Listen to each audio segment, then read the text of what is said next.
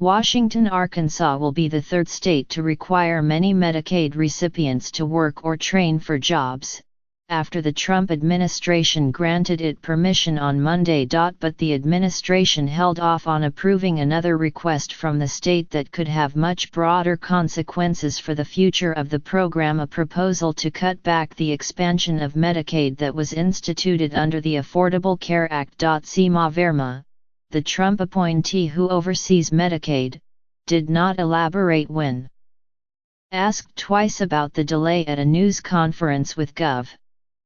Asa Hutchinson in Little Rock.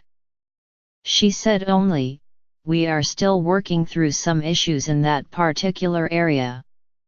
She and Mr. Hutchinson, a Republican, sought instead to emphasize the momentum that work requirements have gathered in the 2 months since Ms. Verma issued guidance to states allowing them to insist that many people work or prepare for jobs as a condition of keeping their Medicaid coverage.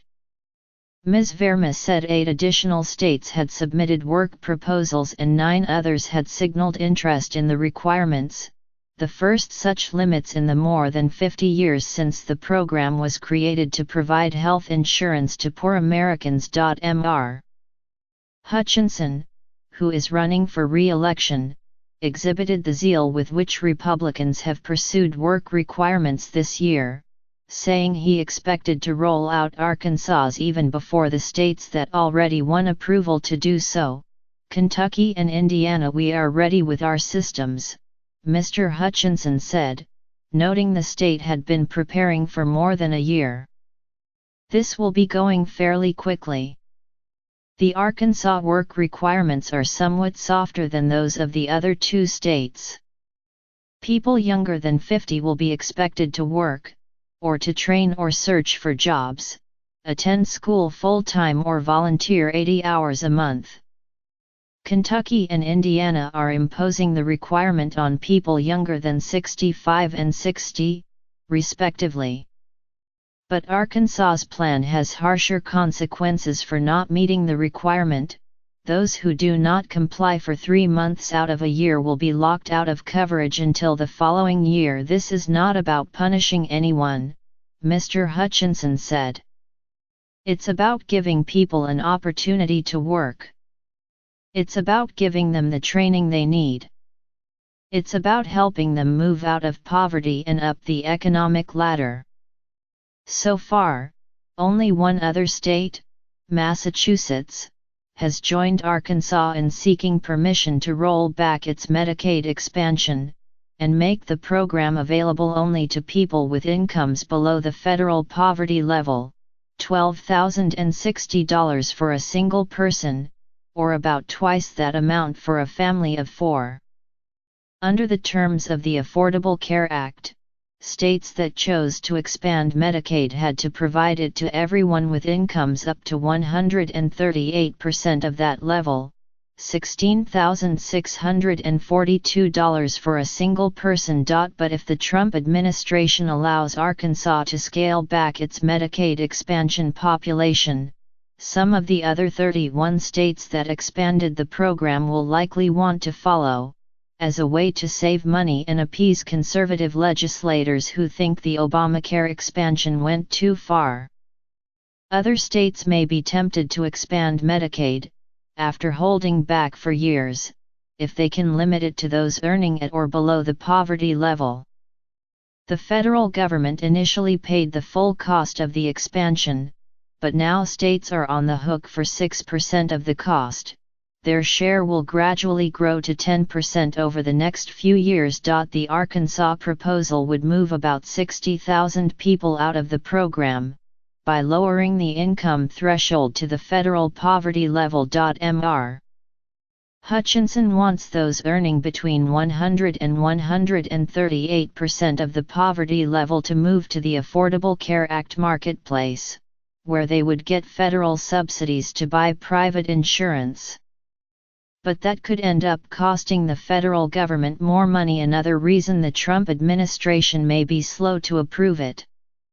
President Trump frequently refers to the marketplaces as failing and has taken a number of steps to weaken them. Regardless, Mr. Hutchinson said Monday he was optimistic about winning approval to shrink the expansion population after meeting recently with Alex Azar, the new Health and Human Services Secretary. Mr.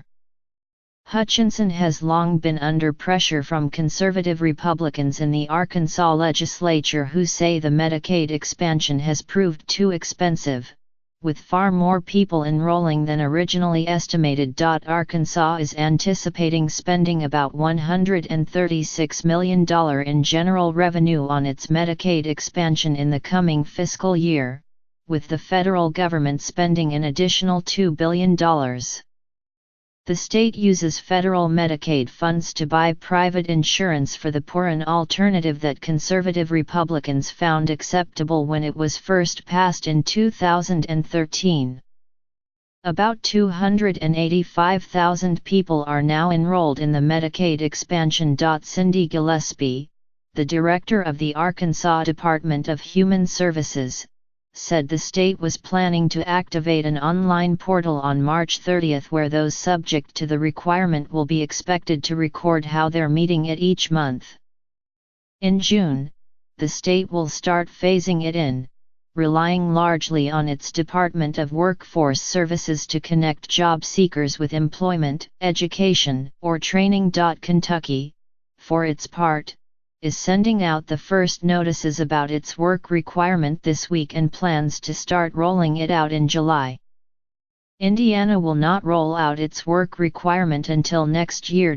Like Kentucky and Indiana, Arkansas will exempt people who qualify as medically frail from the work requirement, as well as those who are pregnant, in treatment for substance abuse, in school full-time, or caring for children or someone incapacitated. Nor will those who qualified for Medicaid before the Obamacare expansion, children and disabled or elderly adults, be subject to it. Only people from the ages of 30 through 49 will be subject to the requirement this year, and state officials have estimated that about 60% of them, 59,714 out of 98,632, either work already or will qualify for exemptions. Younger enrollees, down to the age of 19, will be subject to the work requirement starting next year. The National Health Law Program, a nonprofit advocacy group that has already sued to stop Kentucky's work requirement, said Monday that Arkansas also appears well outside the bounds of the limited authority that the Department of Health and Human Services has to change Medicaid provisions. The state's work requirement program, beyond being legally suspect, will disproportionately harm the most underserved populations, said Jane Perkins, the program's legal director.